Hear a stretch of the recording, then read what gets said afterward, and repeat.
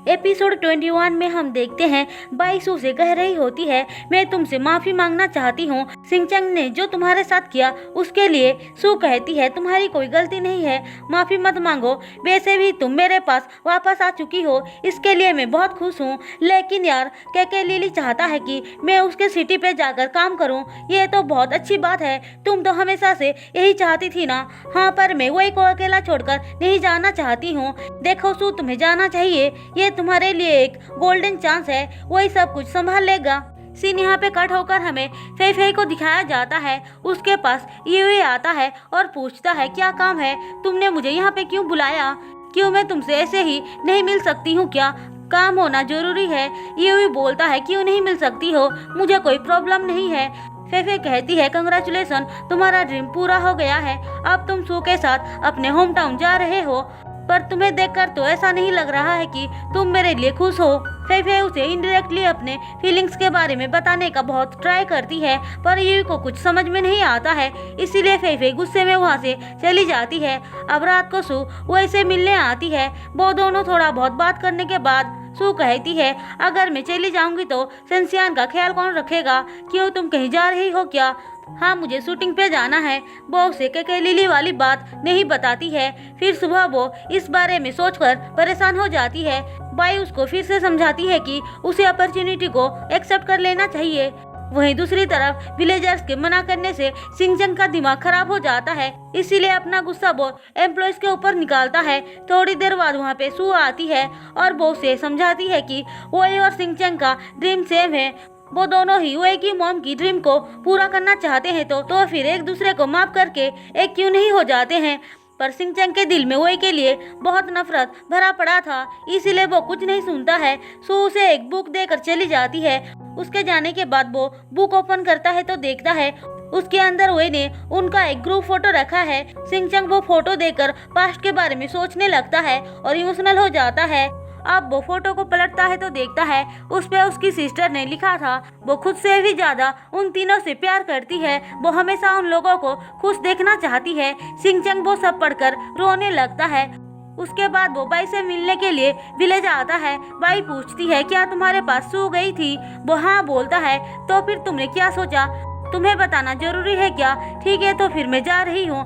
अरे रुको तो मेरी बात तो सुनो, क्या तुम हमारे लिए एक सुइटेबल प्लेस ढूंढ नहीं सकती हो, क्या तुम नाइसली बात नहीं कर सकते हो। अब दोनों की आर्ग्यूमेंट खत्म होने के बाद वो लोग एक खाली जगह पे आते हैं। सिंचन पूछता है क्या तुम सच में मुझसे प्यार करती हो, अगर मैं हाँ कहूँ तो क्या तुम बदल जाओगे, वैसे भी तुम और वही एक ही पर्सन के ड्रीम को पूरा करने में लगे पड़े हो, तो फिर एनिमीज बनने की क्या जरूरत है, क्या तुम उसे माफ नहीं कर सकते हो। बिल्कुल नहीं, मैं उसे कभी भी माफ नहीं करूंगा, उसकी कोई जरूरत भी नहीं है, पहले तुम्हें अपने आप को माफ करना चाहिए। तुम्हें क्या लगता है अगर तुम्हारी सिस्टर जिंदा होती तो वो ये सब देखकर खुश होती। फिर वो उसे 2-4 बातें सुनाकर चली जाती है। अब सिंचन को फाइनली अपनी गलती का रियलाइज हो जाता है और वो वही के पास आता है। दोनों ही एक दूसरे से माफी मांगते हैं। वो कहता है मुझे पता है आपको मॉम की मौत से बहुत तकलीफ हुआ था, हम दोनों की हालत सेम है, आप भी 1 साल से तड़प रहे हैं और मैं भी, इसीलिए अपने गिल्ट को अवॉइड करने के लिए मैं माउंटेन चला गया था। सिंचन कहता है मुझे सू ने बताया कि उस दिन काई के वजह से तुम वापस नहीं आ सके, वैसे उस ऑनलाइन इंसिडेंट के पीछे भी मेरा हाथ नहीं काई का हाथ था। वही बोलता है उसे उसका कर्मा जरूर मिलेगा। अब उन दोनों के बीच सब कुछ सही हो जाता है। अब सीन शिफ्ट होकर हमें सू को दिखाया जाता है। वो कहती है मैंने डिसाइड कर लिया कि मैं केके लिली का ऑफर एक्सेप्ट नहीं करूंगी। तभी वही पीछे से आकर बोलता है तुम्हें जाना चाहिए। फिर दोनों अकेले में आकर बात करने लगते हैं। सू अब भी वही को छोड़कर जाना नहीं चाहती थी, पर वही के बहुत समझाने के बाद वो मान जाती है। फिर अगले दिन वो और यूई जाने के लिए रेडी होते हैं। फेफे यूई को कुछ बुक्स देकर बोलती है इसे जरूर पढ़ना, मैं तुम्हारे लिए लेकर आई हूँ। सू उसे साइड पे ले जाकर बोलती है वो तुमसे दूर जा रहा है, अब तो अपनी दिल की बात बता दो, नहीं तो बहुत लेट हो जाएगी। पर फेफे अब भी बताने से डर रही थी। सू कहती है अभी के अभी जाके बताओ। फेफे बहुत हिम्मत जुटा के यूई को अपने साथ लेकर एक खाली जगह पे आती है।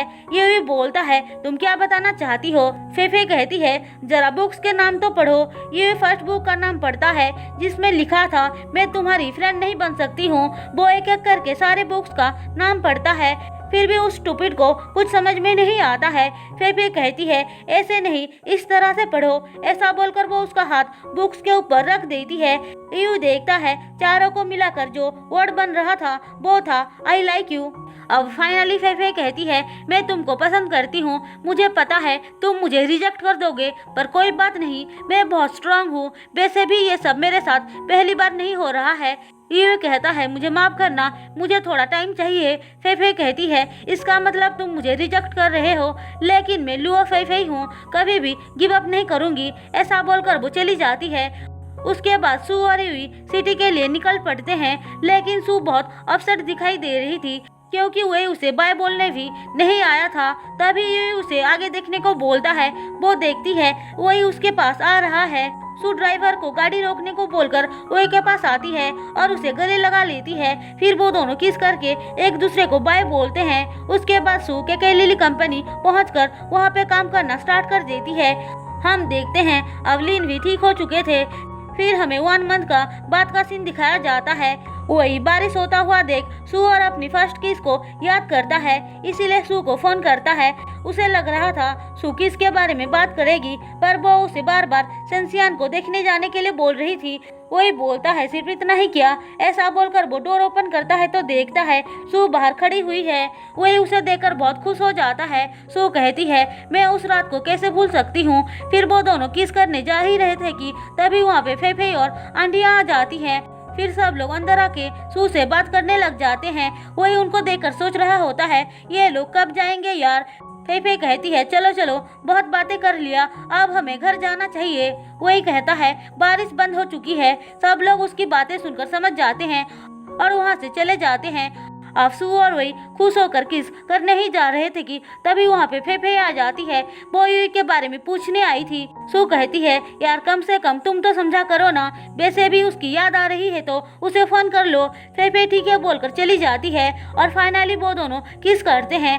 अब फेफे यूई को फोन करके बोलती है मैं तुम्हारे पास आना चाहती हूँ, क्या तुम मुझे अपना होम टाउन घुमाओगे। सीन यहाँ पे कट होकर हमें कुछ दिनों का बाद का सीन दिखाया जाता है जहाँ पे वही के जैस्मिन टी का इवेंट चल रहा था। तभी वहाँ पे फेफे आती है। सू उसे देखकर पूछती है यूई और तुम्हारे बीच सब कुछ कैसा चल रहा है। फेफे बोलती है मैं बहुत खुश हूँ। अब रात को डिनर करते टाइम सिंचैंग और वही देखते हैं पाई को गिरफ्तार कर लिया गया है उसके इलीगल काम के वजह से।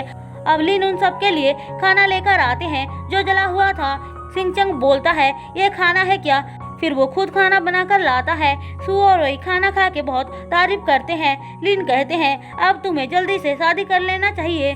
सिंचैंग बोलता है मुझे शादी नहीं करनी है। उसके बाद वो बाई के पास आकर उसे मनाने का बहुत ट्राई करता है, लेकिन वो नहीं मानती है। अवे के टी का बिजनेस बहुत अच्छे से चलने लगता है, जिससे खुश होकर सारे लोग सेलिब्रेट करते हैं। हम देखते हैं लिन फिर से सिंचैंग को शादी करने के लिए बोलते हैं। सिंचैंग कहता है मेरी एक गर्लफ्रेंड है, तुम चिंता मत करो, मैं फर्स्ट तुमसे ही उसका इंट्रोड्यूस करवाऊंगा। फिर अगले दिन वो बाई से मिलने आता है। उसे सियांग देखकर बोलती है आप हमेशा यहाँ पे आके खड़े रहते हैं, कहीं आप बाई से तो मिलने नहीं आते हैं। सिंचैंग बोलता है मैं बिजनेस रिलेटेड बात करने के लिए आता हूँ। सियांग बोलती है ठीक है मैं आपके लिए चेयर लेकर आती हूँ। उसके जाने के बाद बाई आती है। सिंचैंग उसे देखकर फिर से माफी मांगता है, पर बाई नखरे दिखाने लग जाती है। लेकिन जैसे ही सियांग वहाँ पे चेयर लेकर आती है, बाई कहती है हमारे पास चेयर नहीं है क्या, चलो मैं तुम्हें बताती हूँ। ऐसा बोलकर वो उसका कान पकड़कर अंदर ले जाती है। उन दोनों को देखकर सियांग हंसती है। अब वो भी सुधर चुकी थी, इसीलिए तो टाइम फाइल्स के साथ मिलकर काम कर रही थी। थोड़ी देर बाद सू आती है तो बाई कहती है हमारे पास एक न्यू क्लाइंट आया है। सू कहती है कौन है वो, तुम्हारे अंकल, पर मेरी मॉम का तो कोई भाई नहीं है। अरे यार वही के अंकल तुम्हारे अंकल नहीं है क्या, वैसे ना अब तुम्हें और वही को शादी कर लेना चाहिए। सू कहती है यार उसने तो आज तक इस बारे में कभी भी बात नहीं किया। फिर वो अगले दिन जानबूझकर वही के सामने शादी वाली बात करने लग जाती है, पर वही को तो कुछ फर्क नहीं पड़ रहा था। अब फेफे और वीडियो कॉल करके बताते हैं कि वो दोनों जल्द ही शादी करने वाले हैं। सारे लोग ये बात सुनकर शॉक्ड हो जाते हैं, क्योंकि उन दोनों के बारे में किसी को भी पता नहीं था। अब सू को तो वे के ऊपर और भी ज्यादा गुस्सा आ जाती है, इसीलिए घर छोड़कर जाने के लिए पैकिंग करती है। लेकिन बाहर वही उसको प्रपोज करने के लिए विलेजर्स के साथ मिलकर प्लान बना रहा था। पर तभी सू बाहर आ जाती है और सारे लोग छुप जाते हैं। वही पीछे पलटता है तो सू कहती है, अरे तुम अभी तक सजा रहे हो क्या? ठीक है, मैं अंदर जा रही हूँ। पर वही उसे रोककर बोलता है उसकी कोई जरूरत नहीं है। उसके बाद वो सू को कैंडल के सर्कल के बीच लेकर आता है और शादी के लिए प्रपोज करता है। अब सारे विलेजर्स उनके लिए खुश होकर डांस करने लगते हैं। इसी के साथ हमारी इस प्यारी सी कहानी का हैप्पी एंडिंग होती है। दोस्तों, अगर आपको मेरी एक्सप्लेनेशन पसंद आई हो तो चैनल को सब्सक्राइब और वीडियो को लाइक जरूर कर देना।